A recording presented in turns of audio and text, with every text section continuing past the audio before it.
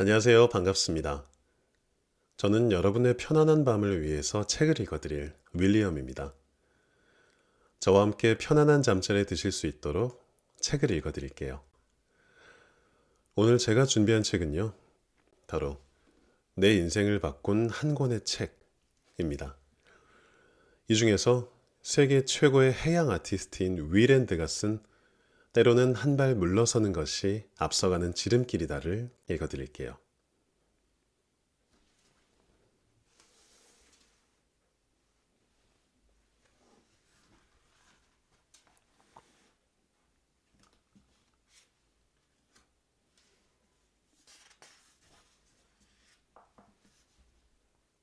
나는 미시간주의 자동차 도시로 유명한 디트로이트 인근에서 나고 자랐다. 평생 해양 아티스트의 한 길을 걸어온 것을 생각하면 내 출생지는 하나의 오점인 셈이다. 내가 그토록 사랑하는 고래나 해양 생물이 가까이에 있는 웨스트 코스트쯤에서 태어났어야 하지 않을까? 하지만 해양에 대한 사랑은 한 권의 책에서부터 비롯됐으니 한낱 출생지가 무슨 소용이랴.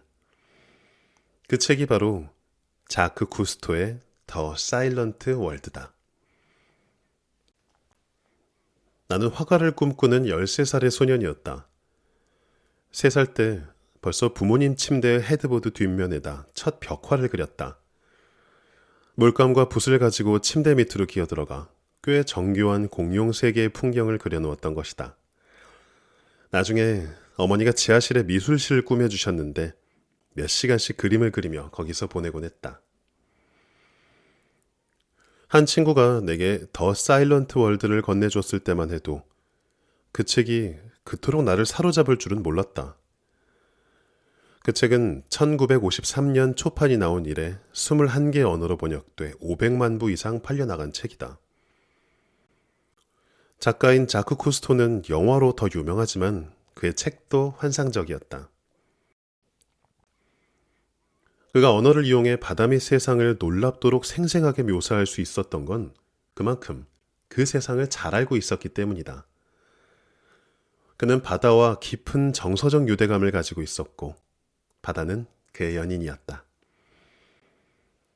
바다 생물과의 조우를 묘사하는 그의 글에는 박진감이 넘쳤다.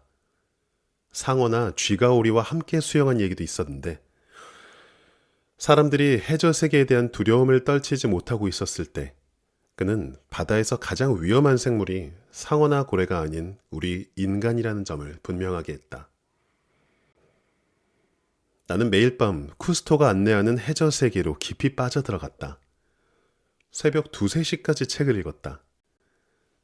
마침내 책장을 덮었을 때 자크 쿠스토 같은 사람이 되고 싶었던 소녀는 속으로 결심했다. 언젠가 꼭 해양 탐험가나 다이버가 될 거라고. 방학이 되면 린다 이모의 집이 있는 캘리포니아로 놀러 가자고 엄마를 졸랐다. 1년간 끈덕지게 졸은 끝에 마침내 소원이 이루어졌다. 라구나 비치에서 처음 바다를 보았을 때 쿠스토의 책을 읽고 싹트기 시작한 관심은 열정으로 바뀌었다. 파도가 모래사장과 바위에 철썩대는 해변에 서서 수평선을 바라보았다. 해안에서 몇 미터 떨어진 곳엔 따개비들로 다닥다닥 뒤덮인 검은 가방같이 생긴 바위 2개가 엄청난 물보라를 뒤집었으며 떠 있었다. 난생 처음 살아있는 고래도 보았다. 물을 뿜으며 수면 위로 떠오르는 고래의 등만 보았을 뿐이지만 그것만으로도 너무 황홀한 경험이었다. 고래떼가 내 눈앞에서 헤엄을 치고 있다는 게 경이로웠다. 그 순간의 감동을 온전히 글로 표현할 재간이 내게는 없었다. 언젠가 이곳에 살겠다고 다짐했다. 그리고 10년 뒤 정말 라구나 비치로 이사를 왔고 처음 그 쇠고래들을 봤던 데서 100m도 채 안 되는 지점에서 첫 고래 벽화를 그리기 시작했다.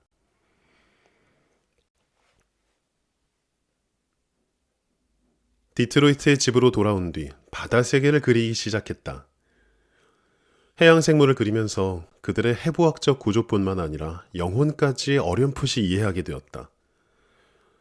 그때 나는 멸종된 공룡들을 떠올리며 비슷한 일이 고래들에게도 일어나면 어쩌나 하고 걱정했다. 곧 해양과 바다 생물을 보호해야겠다는 열정이 마음 깊은 곳에서 끌어올랐다. 나는 나만의 방식을 찾아냈다. 당시 그린피스 운동가들은 작은 보트를 타고 나가 고래잡이 작사를 던지는 어부들과 고래 사이에 끼어들곤 했다. 내 방법은 달랐다. 그림을 통해 섬세하고도 예민한 이 생명체들의 아름다움을 세상에 알리려고 했다. 사람들이 바닷속 세상의 황홀경을 눈으로 본다면 그것을 지키는 데 나설 것이라고 믿었기 때문이다. 더 사일런트 월드가 내 인생을 변화시킨 건 또 있다. 나는 다이버 세계에도 입문했다. 자크 쿠스토는 프랑스인 엔지니어 가냥과 함께 아쿠아롱 또는 스쿠버라 불리는 휴대용 수중 호흡기를 발명했다. 이로 인해 원거리 산소통에 에어튜브를 매달지 않고도 제한 없이 수영할 수 있는 최초의 한 사람이 됐다. 그는 1943년 6월 지중해에서 가졌던 첫 스쿠버 다이빙을 아름다운 글로 묘사해 멋진 바닷속 자유체험을 사람들과 나눴다. 밤엔 종종 두 팔을 날개처럼 펼치고 하늘을 나는 꿈에 잠기곤 했다. 이제 나는 날개 없이도 날 수 있다. 우리는 자유롭고 평탄하게 물고기들이 비늘로 느끼는 것을 우리의 살로 똑같이 느끼며 지금껏 인류가 알지 못했던 영토를 가로질러 헤엄쳐 다닐 수 있을 것이다. 더 사일런트 월드에는 자크 쿠스토의 잠수 모습을 담은 멋진 사진이 한 장 실려 있다. 이 사진과 쿠스토의 생생한 묘사가 잠수를 배우고픈 욕망을 자극했다. 몇 년 후 마침내 다이버의 세계에 입문했을 때 모든 것이 쿠스토가 말한 그대로였다. 아니, 더 멋졌다. 다이빙은 하나의 영적인 체험이었다. 쿠스토처럼 나도 수중 세계를 날아다녔다. 다이빙은 하나하나가 마술적 순간을 품고 있었다. 나는 아마도 타고난 신체적 제약 때문에 다이빙의 힘을 더욱 대단하게 느꼈을 것이다. 나는 발목 관절 이상으로 발목 밑이 굽어 발바닥이 안쪽으로 향하게 된 내반족이 심각해져서 5살도 되기 전에 11차례나 수술을 받았고 교정용 깁스를 한 채 절뚝이며 걸어다녔다. 안타깝게도 나는 다른 사람들처럼 물에 들어갈 수가 없었다. 오로지 꿈꾸고 상상만 해볼 수 있을 뿐이었다. 마침내 깁스를 풀고 가족들을 따라 호수 여행을 처음 갔을 때 물에 들어가지 않곤 배길 수가 없었다. 수영을 배운 적도 없는데 어느 순간 자연스럽게 헤엄을 치고 있었다. 물속에서 나는 평온함을 느꼈다. 내가 마치 바다의 포유동물일지도 모른다는 생각이 들 정도였다.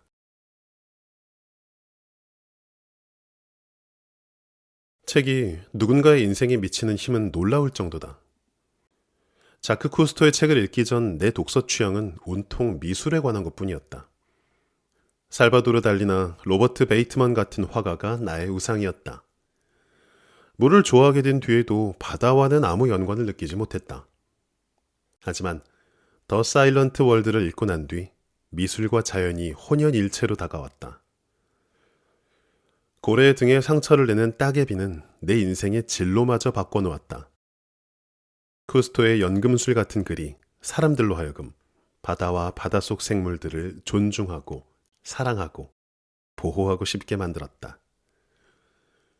오늘 나는 그 일을 붓으로 하고 있다.